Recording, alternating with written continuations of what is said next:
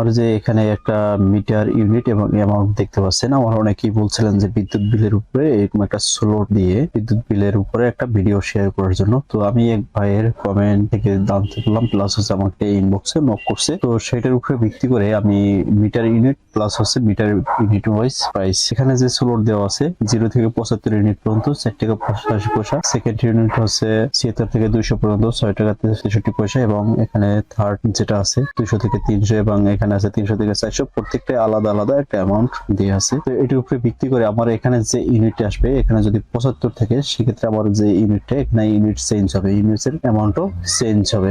এখানে 0 থেকে 75 ইউনিট হলে এখানে যেটা আসার কথা ছিল, এখানে 75 গুণন হচ্ছে আপনার হচ্ছে 4 টাকা 85 পয়সা। এখানে যদি আমি আলাদা করে দেখাই, কল সাইন 75 ইউনিট ইন্টু হচ্ছে 4 টাকা 85 পয়সা, দেখুন 363.75। এখানে যদি আমি 400 দেই, সেক্ষেত্রে আমার কত আসে দেখুন। আমার এখানে যদি 400 ক্লিক করি, 2952 টাকা। 400 ইউনিট আমার কোন ক্যাটাগরিতে পড়ছে, এখানে হচ্ছে আপনার 301 থেকে 400 পর্যন্ত এই ক্যাটাগরিতে পড়ছে। আমি যদি এখানে ইকুয়াল সাইন 400 ইন্টু আমার এখানে যে এই ক্যাটাগরিতে পড়ছে 400 পর্যন্ত, এই টাকায় যদি গুণ দিয়ে দিই, দেখুন 2952 টাকা। এখানে যদি 401 চলে আসে, আমার তখন কিন্তু অন্য ক্যাটাগরিতে পড়বে, তখন আসবে হচ্ছে এইটা 401 থেকে 600 পর্যন্ত। এখন যদি আমি এটাকে এটা দ্বারা গুণ করি, এখানে তো আমার D6 ছিল, আমি যদি এটাকে ধরি তাহলে আমার কত অ্যামাউন্ট আসে দেখুন 4615 টাকা। পুরো লজিকটা আমি এখানে বড় একটা ফর্মুলা হয়েছে, এই বড় ফর্মুলাটাকে আমি সহজভাবে এবং ছোট্ট আকারে আপনাদের কাছে শেয়ার করব। যদি বুঝতে পারেন এখানে বড় কিছু না, এটি একদম সিম্পল। যদি একবার মনোযোগ দিয়ে দেখেন তো শেষ পর্যন্ত দেখুন, আশা করি বুঝতে পারবেন। ফর্মুলা সিলেক্ট করে দিলাম। এখানে সর্বপ্রথম আমরা ইফ ফর্মুলা নেব, যেহেতু আমাদের প্রত্যেকটা একটা কন্ডিশন লজিক্যাল ফাংশন দিয়ে করতে হবে, এই জন্য আমরা ইফ ফর্মুলা নেব। ইফ লেখার পরে ট্যাব বাটনে ক্লিক করব। এখানে প্রথমে আসছে লজিক্যাল টেস্ট। আমরা এখানে যদি এটাকে সিলেক্ট করে দেব, এখানে যদি আমার 75 ইউনিট হয়, 0 থেকে 75 ইউনিট, সেক্ষেত্রে আমার দিতে হবে less than equal. Less than দেওয়ার মানে হচ্ছে এটা হচ্ছে 75 থেকে 0 পর্যন্ত আর কি নিচের দিকে, আর ইকুয়াল মানে হচ্ছে সমান সমান 75 যদি হয়। এখানে লেস দেন ইকুয়াল যদি 75 এখানে লিখে দেব 75। 75 লেখার পরে এখানে লেখার পরে আমরা কমা দিয়ে দেব। লজিক্যাল টেস্ট কিন্তু আমার শেষ। আমি এখানে বলছি হচ্ছে এখানে যদি আমার লেস দেন ইকুয়াল, এই সেলে লেস দেন ইকুয়াল 75 হয়, এখানে যদি 75 এর ভিতরে থাকে 0 থেকে 75, সেক্ষেত্রে আমার ভ্যালু যদি ট্রু হয় তাহলে কি হবে, এখানে আমরা দেব হচ্ছে এই ইউনিট, এটাকে সিলেক্ট করে এই ঘরটাকে এই সেল এই ইউনিট গুণন যাবে হচ্ছে আমার এইটা, এই যে 75 এই আন্ডারে পড়ছে, এটাকে আমরা সিলেক্ট করে দিলাম। এখন F4 দিয়ে এটাকে লক করে দেব। যেহেতু আমি ড্র্যাগ করব না, লক করলে সমস্যা নেই, লক না করলেও সমস্যা নেই। যদি ড্র্যাগ করি সেক্ষেত্রে আমার এই সেল লক করতে হবে। আমি কমা দিয়ে দিলাম। এখন ভ্যালু ইফ ফলস, আমার তো কন্ডিশন শেষ হয় না, এরপর তো অনেকগুলো কন্ডিশন আছে। যদি এইটার ভিতরে এই কন্ডিশনের ভিতরে না পড়ে তাহলে কি হবে, তাহলে আবারও ইফ ফর্মুলা নেব। ইফ এরপর হচ্ছে লজিক্যাল টেস্ট। আমার এখানে দুইটা লজিক্যাল টেস্ট আছে, একটা হচ্ছে 76 এবং হচ্ছে 200। 76 এর বেশি এবং 200 কম। এখানে আমরা এন্ড ফর্মুলা নেব। এন্ড ফর্মুলা নেওয়ার পরে আমরা এখানে লজিক্যাল টেস্ট দেব কি, এই সেলটা G4।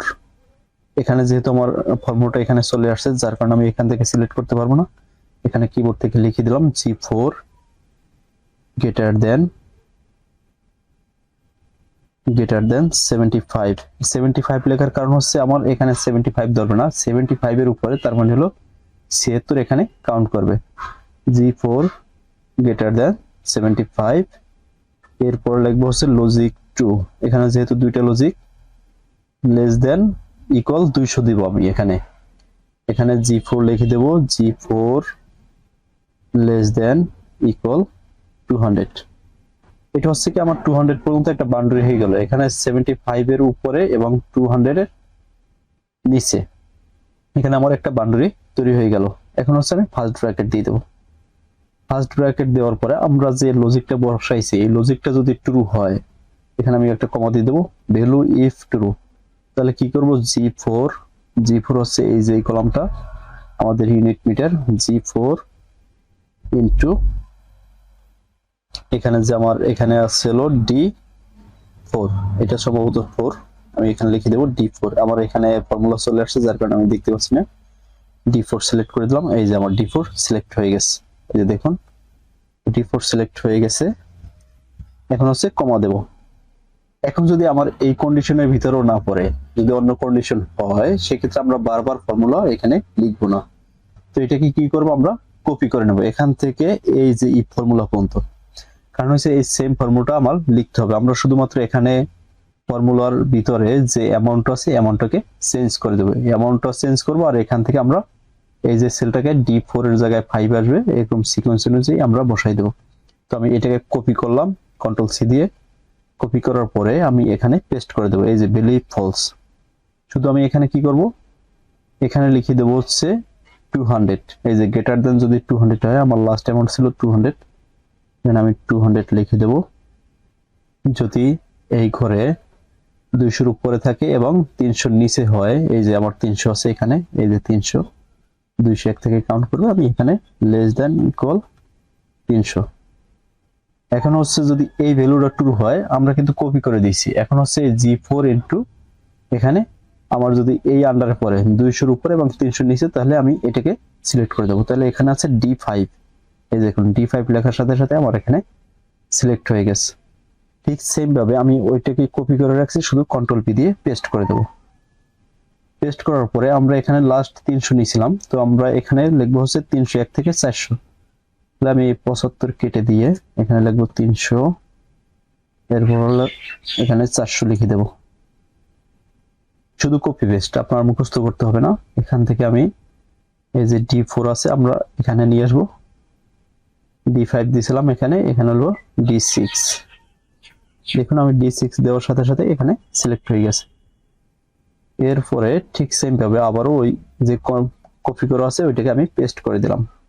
এখানে আমার 400 পর্যন্ত ছিল, এই যে 400 থেকে 600 পর্যন্ত, আমি এখানে 400 লিখে দেব।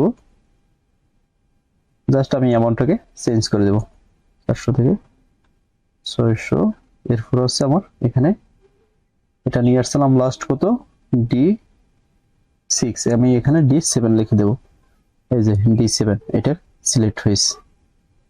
এখন আমার লাস্ট কন্ডিশন, এখানে আমি আর পেস্ট করব না, কারণ হচ্ছে আমার একটা সিঙ্গেল কন্ডিশন, এখানে দুইটা নাই। তাই এখানে আমি আবার ইফ লিখে দেব। ইফ লেখার পরে ট্যাব বাটনে ক্লিক করব, লজিক্যাল টেস্ট আমরা হচ্ছে এইটাকে সিলেক্ট করব। যদি এইটা গ্রেটার দেন, কারণ হচ্ছে আমার 600 এর উপরে বলছে, এখানে 600 এর নিচে না, যদি 600 এর উপরে হয় তাহলে কি করতে হবে, আমার এইটাকে এখানে আমি 600 ম্যানুয়াল লিখে দেব। G4 গ্রেটার দেন 6000, এখানে কমা দেব। কমা দেওয়ার পর ভ্যালু ইফ ট্রু, এই যে আমি এই ইউনিট মিটার এটাকে সিলেক্ট করার পরে ইনটু দেব। ইনটু দেওয়ার পরে আমি এটাকে সিলেক্ট করে দেব। সিলেক্ট করার পরে F4 দিয়ে লক করতেও পারেন, না করতে পারেন, যেহেতু আমি নিচের দিকে ড্র্যাগ করব না, এটা লক না করলেও চলে। আমি এই সেলটাকে লক করলাম না। এখন ফার্স্ট ব্র্যাকেট দিয়ে দেবো। আমার কন্ডিশন সবগুলো শেষ, আশা করি বুঝতে পারছেন। আমি জাস্ট এখানে বলছিলাম যে আমি আবারও রিভিউটা দেই। G4 হচ্ছে আমার এখানে যে মিটারটা আসবে, unit metre less than equal 75, তার মানে হলো 75 এর ভিতরে আমি একটা বাউন্ডারি তৈরি করলাম। 0 থেকে 75 এর ভিতরে যদি হয়, তাহলে হচ্ছে আমি এই যে ইউনিট গুণন হচ্ছে আমার এইটা। পরে আমি কি করলাম, ইফ লেখার পরে এন্ড নিলাম, কারণ হচ্ছে আমার এখানে দুইটা কন্ডিশন, 76 থেকে 200 এর ভিতরে। তাহলে কি করতে হবে, আমার এখানে এন্ড নিলাম। এন্ড নেওয়া হচ্ছে র্যান্ডম, আমি একটা কন্ডিশন বসাবো। এন্ড নেওয়ার পরে এই যে মিটার সিলেক্ট করলাম, যদি গ্রেটার দেন 75 এর উপর হয়, তার মানে 76 থেকে কাউন্ট হবে। এরপরে নিচে G4 200 নিচে অথবা 200 সমান, এই যে এখানে 200 সমান হয়, তাহলে আমার কি হবে, এই মিটার যে আছে এই মিটার G4 ইনটু হলো এই D4, এটাকে আমার গুণ করে নেবে, এখানে অ্যামাউন্ট চলে আসবে। ঠিক সেম ভাবে আমি এই জিনিসটাকে বারবার কপি করে এখানে পেস্ট করে দিচ্ছি, শুধুমাত্র ইউনিট চেঞ্জ করেছি। এবং লাস্ট কন্ডিশন হচ্ছে আমার এখানে একটা, এই জন্য আমি শুধুমাত্র ইফ লিখে দিয়েছি, এখানে এন্ড নেই নাই।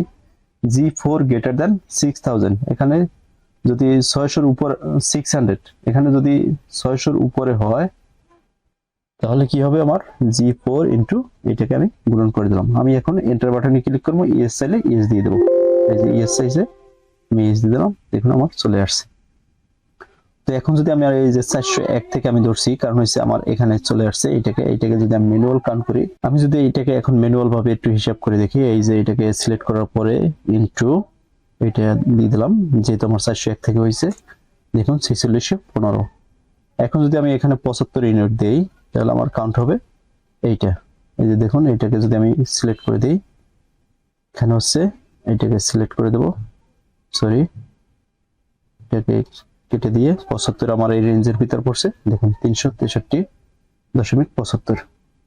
আশা করি পুরো বিষয়টা বুঝতে পারছেন। এটার উপরে আরো একটা বিল করব, তো ঠিক সেমই, শুধুমাত্র একটু ডিফারেন্স হবে ড্র্যাগ করে কিভাবে প্রত্যেকটা ক্লায়েন্টের কত ইউনিট আসছে এবং কত বিদ্যুৎ বিল হয়েছে এবং কে কত পে করবে, এটার উপরে নির্ভর করে আমি একটা ভিডিও শেয়ার করব।